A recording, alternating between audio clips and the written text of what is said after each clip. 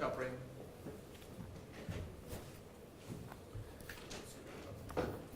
All right, so we're here this morning, case 692604, Bionca Ellis. She's present in court this morning with her counsel, Mr. Mack, Mr. Johnson, and Mr. Summers. Assistant County Prosecutor, Ms. Feralia, and Ms. Pateo are here on behalf of the state of Ohio. We're here this morning for this matter. Court's looking for a few updates from the parties as well. I'll note for the record that we did set it for trial for December 9th. Looks like we inadvertently put December 6th on the journal entry, so that in fact is a wrong date. That's a Friday, I think. So it's in fact December 9th that the trial date is set with respect to this case. If I can go to the state of Ohio, I know there had been some discussions about discovery and where that discovery might be, as well as I think the autopsy report, and then I could go to the counsel for Ms. Ellis and hear from them. Thank you. Ms. Feralia, good morning. Thank you, Your Honor. Good morning. Yes, we have been complying with our discovery requirements. We have sent over documentation for the defense with regards to the autopsy. It is my understanding that it in fact has been completed, and the state should have it in its possession by the end of the week, and then we will transfer it over to defense counsel. In addition, the state still has some outstanding subpoenas for some additional documentation. As soon as we get that, we will turn that over as well. Okay. All right. Thank you.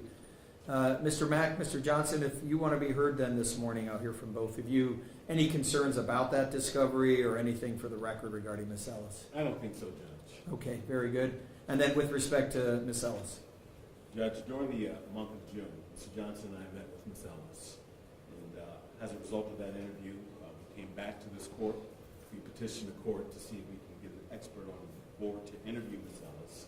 And that was in fact done during the first week of July. Subsequently, our expert communicated with Mr. Johnson and I and believes that at this point Ms. Ellis is incompetent and not able to assist in her defense and cannot stand trial. So we're asking the court to respectfully have her referred to North Coast Behavioral so that she can be restored if possible. All right, Mr. Mack. I know for the state of Ohio, that report is under seal as provided to counsel. They have the opportunity to have that interview, which they did. The court's unaware of that and being made today with a request to refer her to North Coast. Obviously, I'm not going to ask the state of Ohio to stipulate to something you haven't seen, but I will ask what your thoughts are about the state of Ohio either wanting the court to provide a report through our court psychiatric clinic and or whether you're going to opt to have someone else privately hired by yourself. The state, Your Honor, at this time is going to respectfully request that she be referred to the court psychiatric clinic for evaluation under seal, and that report is to be provided to you and to the state and to the defense. Okay. So that being the case, I know it's about a 30-day window. I will just say that I'll have my bailiff call there to make sure that the clinical psychologist who's in charge, Dr. Songer, is aware of the report needing to be done timely, and then also to make sure that either he or someone who has the experience be able to handle that report for this court for her determination of whether she's competent to stand trial. Regarding that, going 30 days out, I'll ask that report to be completed August 13th.